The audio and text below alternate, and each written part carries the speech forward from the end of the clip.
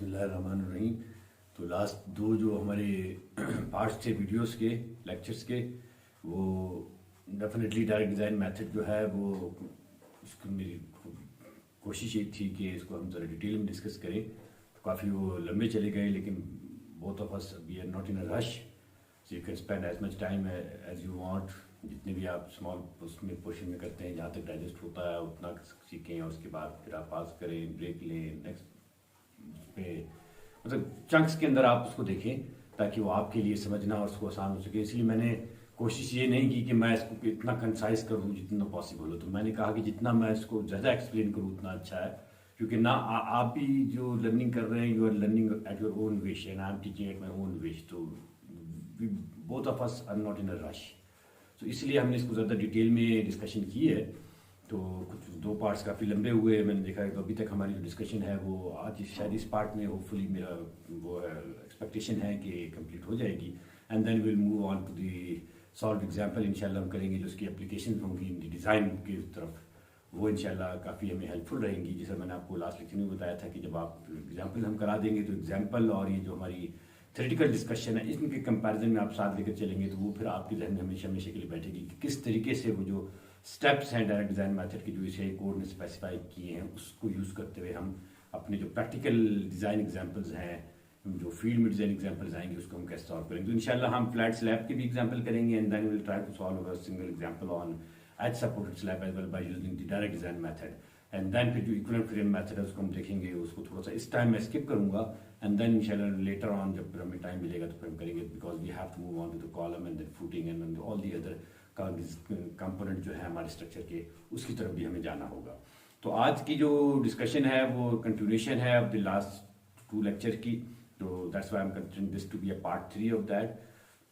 ठीक है, तो हमने मोमेंट्स का आपको समझाया कि मोमेंट क्या हो, किस तरीके से स्लैब में आती हैं और वो क्यों डिस्ट्रीब्यूट होती हैं और वो क्यों हम डिस्ट्रीब्यूट करना होता है हमें। ठीक है, और अब वो जो मोमेंट्स आई हैं, जो हमने टोटल मोमेंट ली और उसको फिर पॉजिटिव और नेगेटिव मोमेंट में डिस्ट्रीब्यूट किया, और फिर हर पॉजिटिव और नेगेटिव मोमेंट हमने आपको ये समझाया कि लॉन्गिट्यूडनल डायरेक्शन में भी डिस्ट्रीब्यूट होंगी और ट्रांसवर्स डायरेक्शन में भी डिस्ट्रीब्यूट होंगी। अब डिपेंडिंग अपॉन दिस कंडीशन जो हैं, वो जिस तरह भी आप देख रहे हैं कि टिपिकल इंटीरियर पैनल मैं इसको डिस्कस कर रहा हूँ, तो इस तरीके से जो एक्सटीरियर पैनल होगा उसके अंदर सपोर्ट कंडीशन डिफरेंट होंगी, क्योंकि जो उसके लेफ्ट पे एक साइड के ऊपर उसकी एक्सटेंशन नहीं होगी स्लैब की। जो इंटीरियर पैनल है वो कंपैरेटिवली इजी है कि चारों साइड के ऊपर उसकी कंटिन्यूएशन है, तो जो मोमेंट्स आएंगी वो कंपैरेटिवली आसान होंगी एज कंपेयर, वो भी कोई ऐसा मुश्किल नहीं है। तो हम इसको डिस्कस करते हैं, देखते हैं कि क्या है। तो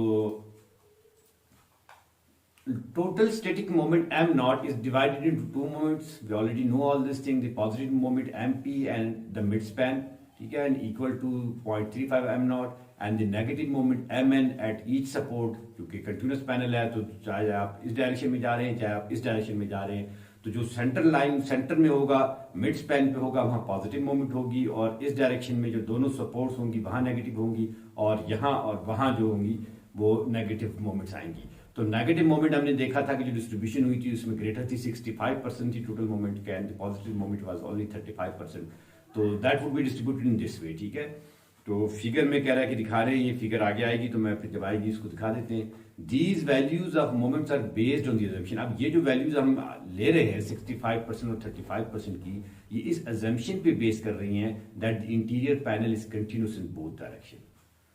इंटीरियर पैनल दोनों डायरेक्शन में कंटिन्यूस है इस अजम्पशन में। अगर कंटिन्यूटी नहीं होगी तो सपोर्ट कंडीशन डिफरेंट होंगी, तो फिर हमारे पास जो सिचुएशन होगी थोड़ी सी डिफरेंट होगी।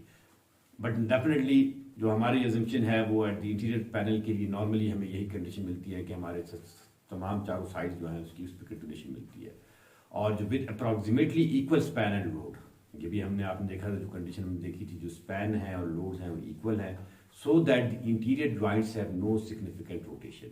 इंटीरियर जॉइंट्स के ऊपर जो है वो रोटेशन नहीं आ रही है। तो अगर आपके पास, अगर आप देखें कि यहाँ मैं आपको ये जो चीज़ है उसको मैं आपको बताना चाहूँ, ये मेरे ख्याल में स्क्रीन ही ले लेता हूँ ताकि यहाँ काफ़ी चीज़ें आनी है। अब अगर हमारे पास इस किस्म की चीज़ है, ये कंटिन्यूटी है, ठीक है, ये हम कंटिन्यूटी शो कर रहे हैं, तो इसकी जो अगर हम इक्वल स्पैन ले रहे हैं तो फिर हम ये कहेंगे जो ये नेगेटिव मोमेंट यहाँ आ रही है और ये फिर positive moment, and then this will be continue. तो ये अगर आप देख रहे हैं तो इस डायमेंशन से जो हमारे पास आ रहा है नेगेटिव मोमेंट और इस डायमेंशन से जो नेगेटिव मोमेंट आ रही है हम यहाँ दिखा रहे हैं इस जगह के ऊपर दे आर द सेम। ये सेम उस सूरत में होंगी ना जब आपका ये जो स्पैन लेंथ है अगर आपने इसको यहाँ तक किया हुआ है और ये लेट सपोज यहाँ तक हुआ है तो ये अगर स्पैन लेंथ एल है और अगर ये भी स्पैन लेंथ एल है और अगर ये भी स्पैन लेंथ एल है, अगर ये स्पैन लेंथ सारे के सारे इक्वल हैं तब तो फिर आप देखेंगे जो नेगेटिव मोमेंट इस जगह पे आएगी दोनों एंड्स के ऊपर इस तरफ से जो आ रही है और इस तरफ से जो आ रही है they would be same and there would be no joint rotation. ठीक है, लेकिन अगर ये आपके पास ये लेंथ और ये लेंथ डिफर है तो इसका जो आपके पास फार्मूला टोटल मोमेंट का पावर फार्मूला आता है वो डब्ल्यू एल स्क्वायर अपॉन 8 आता है। इसका भी जाहिर सी बात है डब्ल्यू एल स्क्वायर बाय 8 है। अब अगर दोनों की लेंथ डिफरेंट है, ये लेंथ और ये लेंथ अगर डिफरेंट है तो फिर हमारे पास ये जो मोमेंट्स आएंगी ये नेगेटिव मोमेंट जो होंगी डिफरेंट आएंगी और आपको इस सपोर्ट के ऊपर रोटेशन मिल रही होगी। तो यहां जो हमने ये बात की है ना, अब आपको ये बात समझ में आ जाएगी ज्यादा आसानी के साथ कि यहां जो हम कह रहे हैं कि with approximately equal span and load, क्यों हम ये अज्यूम कर रहे हैं कि so that interior joints have no significant rotation, की जो इंटीरियर ज्वाइंट्स हैं इसके ऊपर सिग्निफिकेंट रोटेशन नहीं आएगी। लेकिन अगर आपके पास स्पैन लेंथ डिफरेंट है तो फिर रोटेशन आ सकती है। तो इस पर एसीआई कोड ने बताया कि स्पैन लेंथ के डिफरेंस कितना हो तो फिर आप क्या करें। ठीक है, तो नेक्स्ट जो हमारे पास स्टेप है वो यहां से समझाने की कोशिश करेगा कि if the magnitude of the negative moment on the opposite side of an interior supports are different, अगर नेगेटिव मोमेंट जी सर मैंने भी आपको उसमें बताया था कि डिफरेंट होंगी because of the unequal span length, then the ACI code specified that the larger moment should be considered. इस केस में जो दो स्पैन हैं जिस जो लार्जर स्पैन की मोमेंट नेगेटिव आ रही होगी उसको आप शॉर्ट स्पैन में भी लगा दें तो you would be safe. Definitely जो शॉर्टर स्पैन होगा उसकी मोमेंट कम होगी, लार्जर स्पैन वाली की मोमेंट ज्यादा होगी, तो आप ज्यादा वाले की मोमेंट ही शॉर्टर पे नेगेटिव मोमेंट पे लगा दें सो दैट अगर आप उसकी प्रोवाइड करेंगे तो आपने ऑलरेडी मोमेंट नेगेटिव थी, आपने कम थी, आपने ज्यादा मोमेंट वाले के लिए उसको डाल दिया तो आप सेफ साइड के ऊपर है। तो that's what ACI code also specified to you to make your life easy. Okay, तो आई होप ये आपको ये पर्टिकुलर जो स्टेप था ये समझ में आया है। ठीक है, तो ये वो फिगर थी जो जिसको मैं यहाँ रेफर कर रहा था कि as shown in the figure की यहाँ जो नेगेटिव मोमेंट है वो 0.65, ये 0.65, ये फिगर हमने लास्ट स्लाइड में पहले भी इसको इस्तेमाल की थी और यहाँ जो नेगेटिव मोमेंट्स आ रही होंगी ये वो नेगेटिव मोमेंट थी। ठीक है, तो ये होपफुली आपको ये स्लाइड समझ में आ गई है। So moving ahead, now we are considering that particular slide, last slide was about the interior panel. Now we are considering the exterior panel. The slab load is applied to the exterior column from one side only. अब slab load जो है exterior column पे सिर्फ एक side से आ रहा होगा क्योंकि कॉलम एक्सटीरियर है, दूसरी साइड के ऊपर कंटिन्यूएशन नहीं है। ठीक है, तो causing N unbalanced moment, so that would create an unbalanced moment and a rotation at the exterior joint. तो ये एक्सटीरियर ज्वाइंट के ऊपर अनबैलेंस्ड मोमेंट लाएगा और जब अनबैलेंस्ड मोमेंट आएगी तो देयर वुड बी रोटेशन। अगर दोनों एंड से मोमेंट सेम आएंगे ना तो वो दोनों मोमेंट एक दूसरे को नलिफाई कर देती है कि यहाँ से भी मोमेंट सेम आ रही है, यहाँ से भी, ये दोनों अगर सेम आ रही है तो they will nullify each other, there will be no significant rotation. लेकिन अगर एक मोमेंट ज्यादा है और दूसरी मोमेंट कम है तो ज्यादा वाली मोमेंट का जो दोनों का डिफरेंस आएगा, दो नेगेटिव मोमेंट्स का जो डिफरेंस होगा वो फिर रोटेशन कास्ट कर रहा होगा। Consequently, there will be an increase in the positive moment at the midspan and in the negative moment at the first interior support. जो फर्स्ट इंटीरियर सपोर्ट आ रही होगी उसके ऊपर पॉजिटिव और नेगेटिव मोमेंट के अंदर इंक्रीज आएगा। So the magnitude of the rotation of the exterior joint determines the increase in the moment at the midspan and the interior support.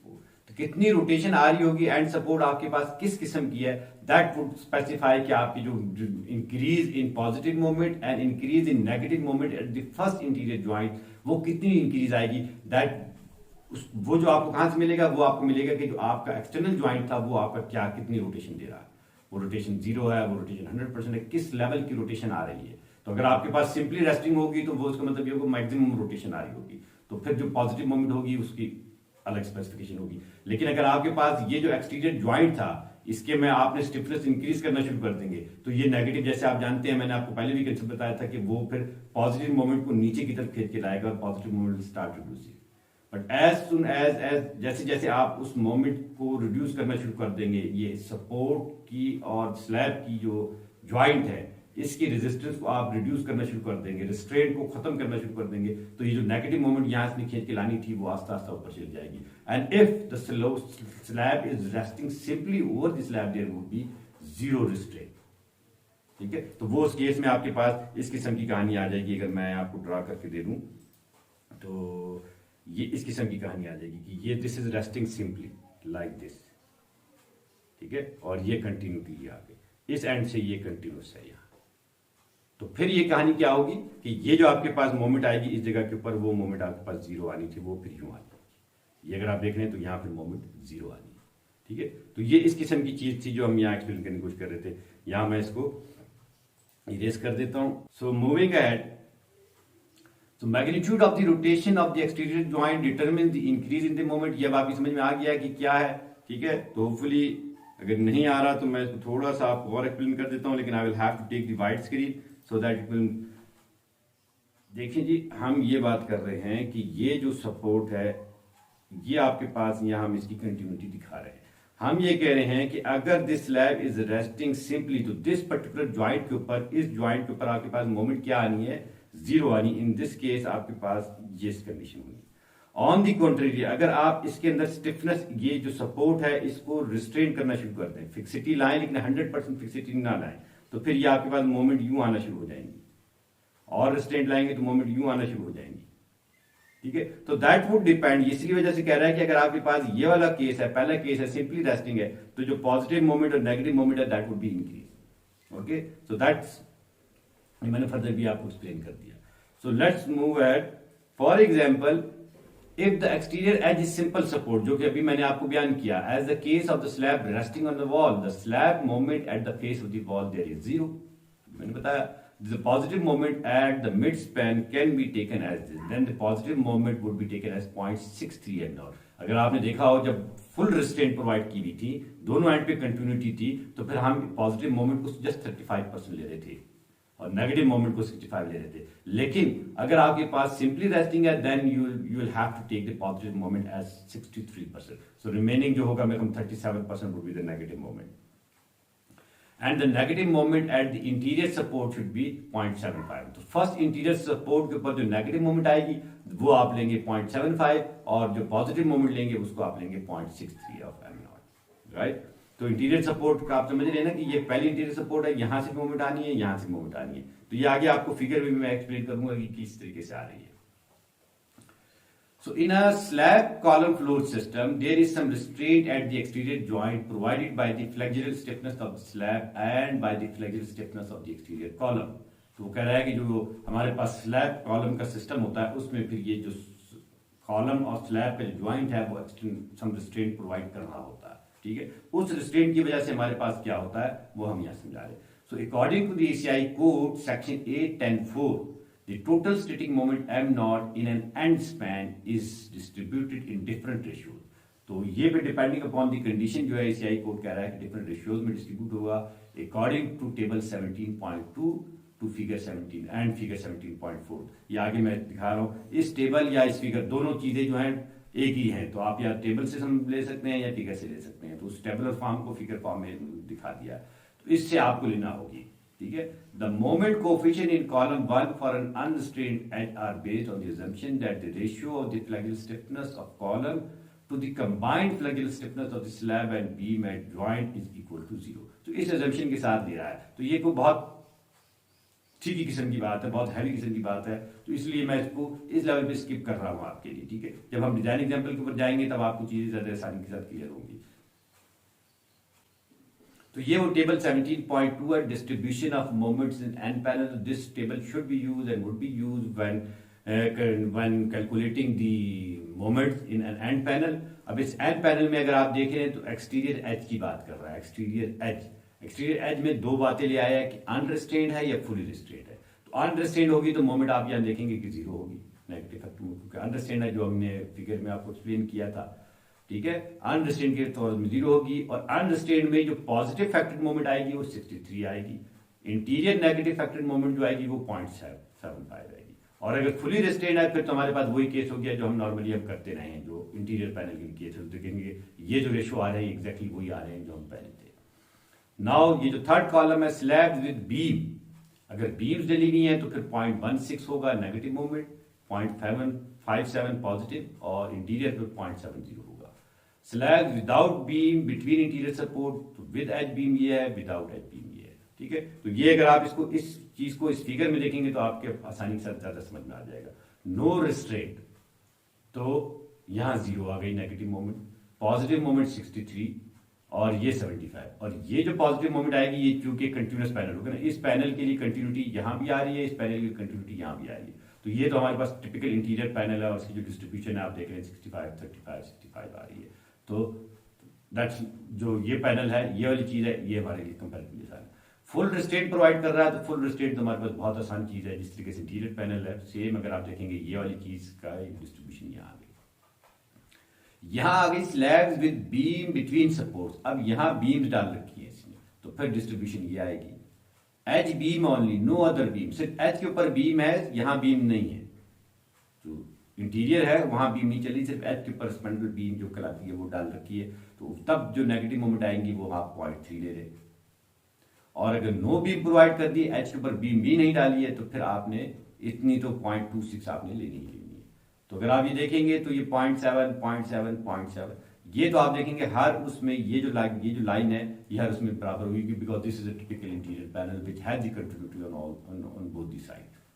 सो मेरा ख्याल है कि ये फिगर से ज्यादा आसान है क्योंकि आपको नजर आ रही है कि किस किस्म की कंडीशन है। तो यू कैन यूज इधर टेबल और the figure for calculating the moment in the end panel. तो जब हम एंड पैनल का एग्जांपल करेंगे तो will be using this particular figure. So moving है, अब ये जो मोमेंट की डिस्ट्रीब्यूशन थी ये आपने लेटरल डिस्ट्रीब्यूशन कर दी थी, ठीक है। अब हमने इस मोमेंट को ट्रांसवर्स डिस्ट्रीब्यूट भी करना है, क्योंकि ये जो हमने कैलकुलेट की थी मोमेंट ये इस डायरेक्शन के अंदर हमने डिस्ट्रीब्यूट कर दी। अब ये जो मोमेंट थी वो इस डायरेक्शन के अंदर भी डिस्ट्रीब्यूट हो रही होंगी। तो ट्रांसवर्स डिस्ट्रीब्यूशन जो है कंपैरेटिवली जो है वो आप देखेंगे थोड़ी सी कम्प्लेक्स नजर आ रही होगी। तो the longitudinal moment values mentioned so far are for the entire width of the equivalent building frame. अब यहाँ ये चीज यहाँ समझने की है कि ये जो लॉन्गिट्यूडनल मोमेंट हमने अभी तक कैलकुलेशन की हैं वो entire width of the equivalent building frame है। जो बिल्डिंग के फ्रेम्स हैं उसके इंटायर विड्थ के लिए है। अब क्या है वो, ये बात क्या है, this frame width is the sum of the width of 2 half column strip and 2 half middle strip as shown in the figure. ये अगर आप देखेंगे तो ये क्या है, ये कंटिन्यूटी यहाँ चल रही है, centre line of the panel और ये दूसरे उसका centre line of the panel. तो ये 2 कॉलम स्ट्रिप ली, ये half column strip half column strip, half middle strip half middle strip. तो ये इसके अंदर ये कॉलम स्ट्रिप आ गई, इसके अंदर तकसीम की, और ये मिडल स्ट्रिप आ गई। तो ये अगर आप इसको देखना चाह रहे हैं तो मैं आपको यहाँ स्क्रीन के ऊपर समझाता हूँ कि हम ये क्या कहना चाह रहे हैं। यहाँ से मैं पेन भी ले लेता हूँ। यहाँ अगर मैं ये आपको बना दूं, ये देखिए यू, ठीक है, ये मैंने एक टिपिकल इंटीरियर पैनल ले लिया। ये आप कह लें कि this is the interior panel, okay. अब हम क्या कह रहे हैं कि ये सपोर्ट्स हैं जैसे, ठीक है, यहाँ भी कॉलम होगा, यहाँ भी कॉलम होगा, स्क्वायर है, रेक्टेंगल है, ये या सर्कुलर है, जैसा भी है। तो हम कहना ये चाह रहे हैं कि हम ये जो डिस्ट्रीब्यूशन कर रहे हैं लॉन्गिट्यूडनल डिस्ट्रीब्यूशन वो ये कर रहे हैं कि यहाँ आपको पता है कि कॉलम स्ट्रिप आनी है, ठीक है, और यहां भी ये कॉलम स्ट्रिप आनी है और ये बीच वाली मिडल स्ट्रिप। तो हम ये कह रहे हैं कि हमने ये एक कॉलम स्ट्रिप ली हाफ, ये हाफ कॉलम स्ट्रिप ली और यहां से इसका हाफ मिडल स्ट्रिप लिया, ये मिडल स्ट्रिप लिया, यहां से हाफ इसका मिडल स्ट्रिप लिया। तो ये जो आपके पास सेंटर लाइन था, आपके पास ये चल रहा था, ये सेंटर लाइन, और ये आपके पास सेंटर लाइन। तो इस पर्टिकुलर रीजन के लिए हमने लेटरल डिस्ट्रीब्यूशन की। जो मोमेंट यहां आ रही थी, ये जो मोमेंट हमने कैलकुलेट की थी, ये वाली मोमेंट, ये नेगेटिव मोमेंट हमने इस मिडल स्ट्रिप, इस कॉलम स्ट्रिप, इस मिडल स्ट्रिप, फिर ये कॉलम स्ट्रिप और फिर ये इस मिडल स्ट्रिप में, इस तरीके से हमने इसको तकसीम की। तो पता नहीं फिगर मिक्सअप ना हो गई हो।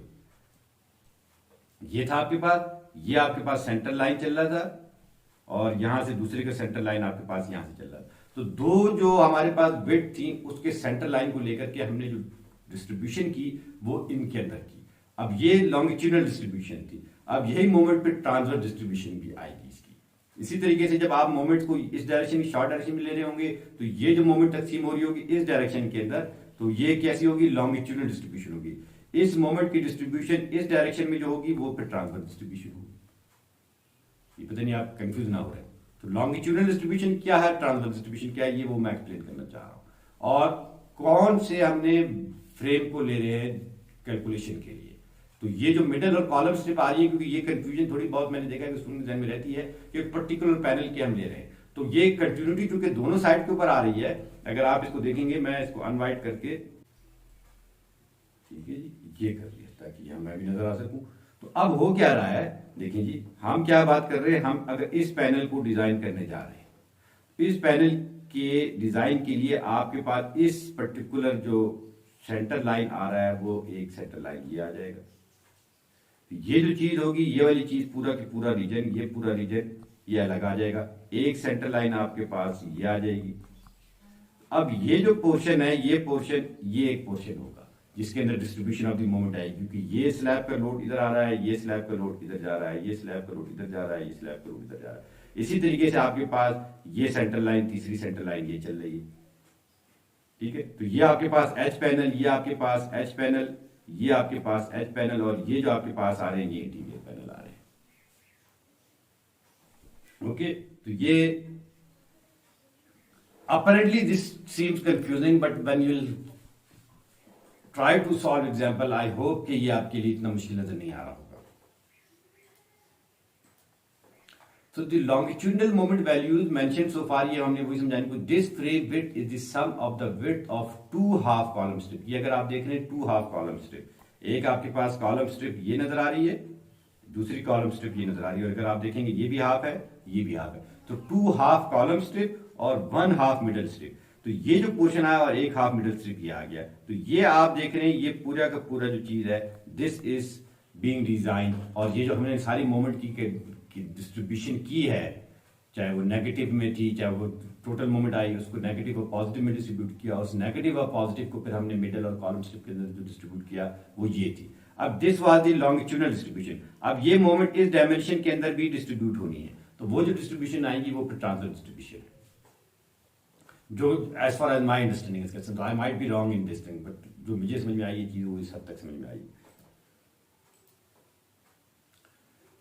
ओके, तो ये ट्रांसफर डिस्ट्रीब्यूशन आ गई, और ट्रांसफर डिस्ट्रीब्यूशन जो है वो then will be doing according to this particular formula, ठीक है। Panel moment, column strip, middle strip. तो जब हम जाएंगे और उसको कैलकुलेशन करेंगे अपने उसके अंदर ये एग्जांपल के अंदर, तो we will be using this particular figure for the transfer distribution. So the transverse distribution of the longitudinal moment to the middle and column strip is a function of the ratios L2 and L1। ये ratio of L2 और L1 पर depend कर रही है, जो हमारा दो dimensions हैं। The percentages of each design moment to be distributed to the column and middle strip for the interior and exterior panel are given in table 17.3 through 17.6। 17.3 and 17.6 जो टेबल्स के नंबर्स हैं, they has been taken from the Nadeem Hasan book, और मैंने आगे इसको refer भी किया है, टेबल्स को मैंने वहां से रिप्रोड्यूस भी किया है, ठीक है। सो इट्स नॉट माइन, ये मैंने खुद टेबल बनाया। This is table 17.3। So percentages of longitudinal moment in column strip. तो ये तमाम के तमाम जितनी हमारी डिस्कशन थी उसको यहाँ सम अप कर दिया। तो आप जब हम डिजाइन एग्जाम्पल में जाएंगे तो आप देखेंगे हम इसका इस्तेमाल कर रहे हैं, तो don't get confuse here. I'm very much sure that when we be solving the design example, you will find things a lot easier. So this is table 17.4, percentages of moments in two-way interior slabs without beam। तो फिर हम अपने particular जैसा case आ रहा होगा उस case के हिसाब से इंशाल्लाह हम ये लेंगे। This is table 17.5, percentages of longitudinal moment in column exterior panel, ठीक है।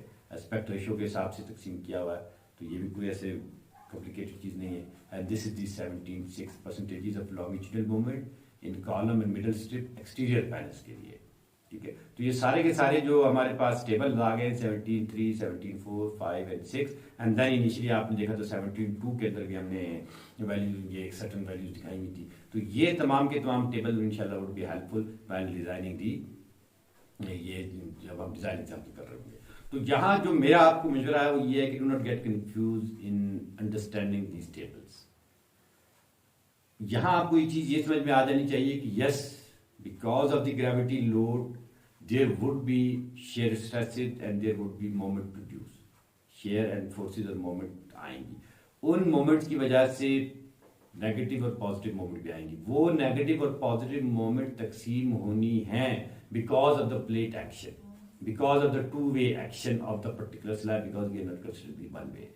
तो टू वे एक्शन की वजह से जो आपकी अंडरस्टैंडिंग बननी चाहिए वो ये होनी चाहिए, ये चीज आप समझ के इस पर आपको ईमान ले आना चाहिए कि यस, जो मोमेंट्स आएंगी वो मोमेंट तकसीम होनी है into positive and negative moment, and those positive and negative moment needs to be distributed in the longitudinal direction as well as in the transverse direction.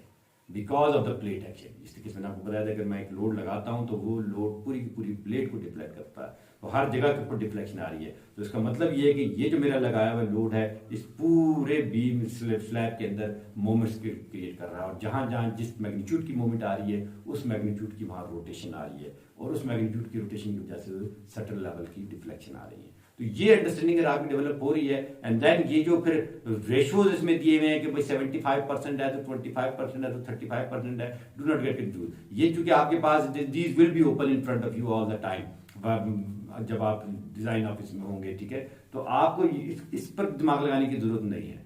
तो जब आप अपने एक दो डिजाइन एग्जांपल करेंगे by using these tables and by keeping the knowledge that we have discuss so far in this 3 part, ठीक है, तो फिर आप इस पोजीशन के अंदर होंगे कि आप इसको अच्छी तरीके से अंडरस्टैंड कर सकेंगे। जब हम इंशाल्लाह नेक्स्ट लेक्चर के अंदर इस एग्जांपल को करेंगे तो फिर will be referring to this table and then you will find things a lot easier.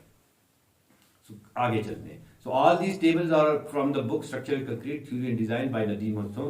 तो जो तमाम उसके टेबल्स की कॉपीराइट हैं वो उन्हीं के पास है। जो मोस्टली आप देखते हैं कि जो मेरा कंटेंट है वो नदीम हसन का ही है, तो मैं कोशिश करता हूँ कि डिस्क्रिप्शन में इसको मेंशन भी कर दूँ because these are not my own. तो ये चूंकि टेबल वहाँ से, ये आपको टेबल्स एशियाई कोड के अंदर भी मिल जाएंगे, लेकिन चूंकि बुक मेरे पास सामने इजीली अवेलेबल थी तो मैंने वहाँ से इसको कॉपी कर लिया। अब once you have calculated all the moments, you have calculated the longitudinal moment, you have calculated the transverse moment, जब मोमेंट्स आ गई तो next step is the calculation of the reinforcement. So after all the percentages of the static moment in the column and middle strips are determined, the steel reinforcement can be calculated for the negative and positive moment in each strip and is done for the beam section. जिस तरीके से beam section, beam को आप करते हैं, beam के लिए भी आप मोमेंट ले लेते हैं, फिर मोमेंट के बाद आप सिंपली इस फार्मूले के अंदर डाल के आप एरिया ऑफ स्टील निकाल लेते हैं, because you know the moment, you know the F I, you know which grade of steel you are using, ठीक है, आपको पता है कि स्लैब की थिकनेस कितनी है, थिकनेस हमने पहले ही कैलकुलेट कर ली है। तो इस फार्मूले की मदद से you can find out the area of steel and then R U की मदद से भी आप निकाल सकते हैं। आपको पता है कि टेबल्स के अंदर आर यू भी नहीं है, से भी हम निकाल सकते हैं। So calculate R U and determine the steel ratio rho using the table or use the following equation, या फिर आप इस इक्वेशन को भी इस्तेमाल करके आर यू और रो को आप निकाल सकते हैं, ठीक है। तो you know all these steps के बाद, because the real pain is of the calculation of the moment. As far as मैं समझता हूं कि आप लोग में अंडरस्टैंडिंग है कि जो हमारा असल पेन है वो calculation of the moment. Once you have calculated the moment, then finding out the reinforcement ratio and area of steel and the number of bar and how will that those particular area of steel would be distributed in a width of column की जो width है या जो middle strip की width है उसके अंदर कैसे डिस्ट्रीब्यूट होना है। तो ये तमाम चीजें मेरे ख्याल में इतनी को बहुत ज्यादा कॉम्प्लिकेटेड नहीं है, कंपैरेटिवली ईजी। तो जो असल पेन थी वो मोमेंट्स की थी, उस पर हमने इसलिए काफी ज्यादा टाइम लगाया। Still, I am very much sure कि you would find things a lot more complicated, but definitely this is, ये चीज़ ऐसी नहीं है कि आपको एक गो में आएगी। You will have to spend time, you will have to pay concentration। जब repeatedly आप इसको 2 दफ़ा देखेंगे and then जब उसके एग्जाम्पल सॉल्व करेंगे तो the passage of time आपका जो fear है that will fade away and you will overcome all your fear and इंशाल्लाह फिर आप ये सब चीज़ें सीख भी जाएंगे, ठीक है। सो वेयर 5 जो होता है वो 0.9 होता है। The steel area is rho b d when the slab thickness limitations are met, no compression reinforcement will be required. Compression reinforcement नहीं चाहिए होती। The ACI code indicate the minimum length of the reinforcing bar and the reinforcement detail for slab dot, जो उसके में minimum की conditions हैं वो मैं यहाँ हमने स्पेसिफाई की गई है।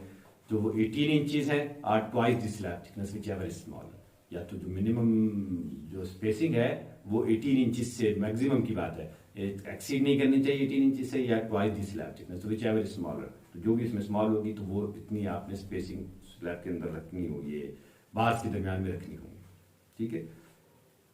तो इसकी जो समरी है वो डायरेक्ट डिजाइन मेथड की, अगर आपके पास नदीम हसन की बुक है तो यू कैन फाइंड जो स्टेप वाइज समरी है वो आप पेज 639 में भी देख सकते हैं। आई कैन शेयर दी जो प्रेजेंटेशन की स्लाइड्स हैं मैं वो भी आप लोगों के साथ शेयर कर सकता हूँ, आप उसको भी रेफर कर सकते हैं, या अगर आपने इसको देखना है तो पेज 639 पे नदीम हसन के जाके समरी को भी देख सकते हैं। तो this took a very much long time. I hope कि आप ज़्यादा परेशान नहीं होंगे, लेकिन ये बहुत ज़रूरी भी था ताकि इसको हम डिटेल में डिस्कस कर सकें, आप लोगों को चीज़ें समझ में आ सकें। तो लेट्स सी, इंशाल्लाह जो नेक्स्ट वीडियो होगी उसके अंदर हम इसके डिज़ाइनिंग सैंपल को करेंगे एंड होपफुली इंशाल्लाह your pain will reduce and you will start feeling confident. आपका कॉन्फिडेंस आपके अंदर आ जाएगा और आप अच्छा फील करेंगे। So thank you very much. See you in next video.